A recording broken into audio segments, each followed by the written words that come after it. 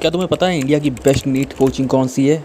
और अगर मैं कहूँ कि सभी फ्रॉड हैं, तो तुम्हें अपने लिए एक अच्छी कोचिंग कैसे चूज़ करना चाहिए, जानेंगे इस वीडियो में। You cannot clear NEET. NEET examination जी हाँ, हम नीट की बात कर रहे हैं। नीट यानी national eligibility cum entrance test.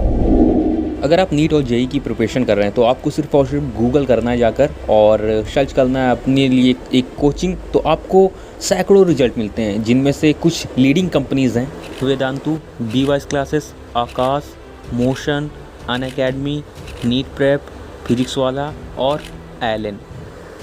लेकिन एक सेकेंड, आपने एक चीज़ नोटिस करी कि ये सभी कोचिंग अपने आप को बेस्ट होने का दावा कर रही हैं, लेकिन यार बेस्ट तो एक ही होता है।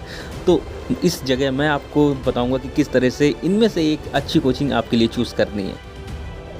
तो 3 बेसिक चीज़ें हैं जिनको ध्यान में रख के आपको किसी भी कोचिंग को चूज़ करना है। Number 1, popularity. पॉपुलैरिटी को आप इस तरह से देख सकते हैं कि किस तरह से कितने ज़्यादा स्टूडेंट्स एक पर ईयर एक कोचिंग से सेलेक्ट हो रहे हैं, और इसमें आपको ये देखना है जितने ज़्यादा स्टूडेंट सेलेक्ट होंगे वो ज़्यादा कोचिंग पॉपुलर वैसे भी होती है। और इससे एक और अंदाज़ा लगाया जा सकता है कि उसके टीचर्स अच्छे होंगे और बेटर उसमें अंडरस्टैंडिंग होंगी, को ज़्यादा टीचर्स स्टूडेंट को ध्यान देते होंगे, और साथ में बहुत सारी फैसिलिटीज़ होती होंगी जो एक आम कोचिंग नहीं देती है साथ में। लेकिन पॉपुलैरिटी को इस तरह से भी नहीं ध्यान देना है कि जितने ज़्यादा स्टूडेंट्स हो गए हैं उस कोचिंग सेलेक्टेड तो वो अच्छी कोचिंग है, क्योंकि बहुत सारी कोचिंग जितनी पॉपुलर होती हैं वो टॉपर्स को ख़रीद लेती हैं, और भी बहुत सारी कोचिंग्स जो जिनके मतलब मार्क्स अच्छे आते हैं उनको भी ख़रीद लेती हैं।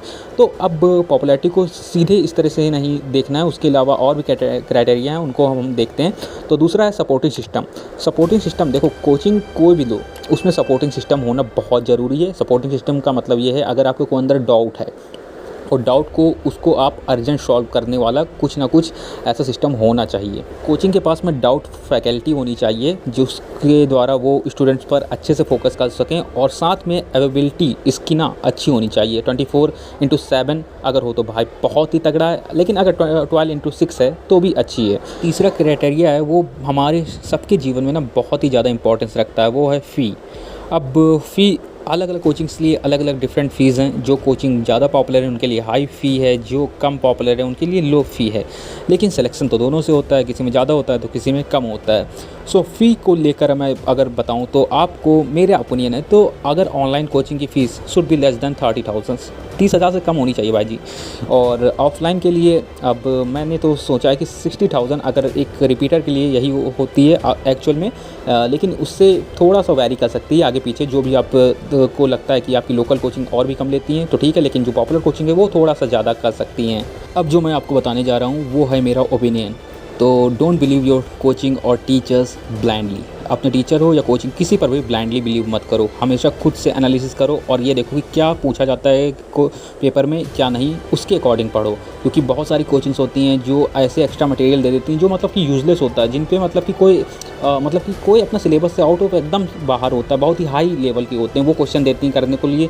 तो उस पर थोड़ा सा आप मत रेफ़र करो उस कोचिंग्स को, और इसको ट्राई करने का सबसे अच्छा तरीका है कि आप स्टूडेंट्स से वहाँ के कॉन्टैक्ट करके पूछ सकते हैं। ऐसे स्टूडेंट्स आपको कोरा पे मिल जाएंगे। कोरा एक साइट है जहाँ से आप इसको सर्च आउट कर सकते हैं ऐसे स्टूडेंट्स को।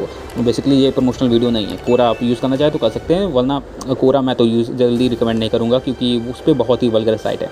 दूसरी चीज़ है कि अपने एग्जामिनर के पैटर्न को पहचानो अपने खुद से, और कुछ ऐसी जो हैं टॉपर्स से जिन पर आपको बिलीव नहीं करना चाहिए, जो 10 कोचिंग में अटेंड हो जाते हैं, कहते हैं मैंने इनकी क्लासरूम लिया था या फिर इनका मैंने मॉड्यूल सॉल्व किया था। ऐसे कोचिंग जो टॉपर्स हैं उनसे कोचिंग के बारे में मत पूछो, क्योंकि उन टॉपर्स को पैसा मिलता है कि ज़्यादा से ज़्यादा वो स्टूडेंट्स को अट्रैक्ट कर सकें और किसी एक कोचिंग में एडमिशन दिलवा सकें। और फाइनल थिंग है ना, अपना 100% दे दो, क्योंकि लूज़र्स को कोई याद नहीं रखता, हिस्ट्री हमेशा विनर्स को याद रखती है। So that's it. अब आपको इन चीज़ों को ध्यान में रख के कोचिंग को ज्वाइन करना है और अपना 100% ज़रूर देना है। सो वीडियो पसंद आया हो तो लाइक शेयर करना। मिलते हैं जल्दी।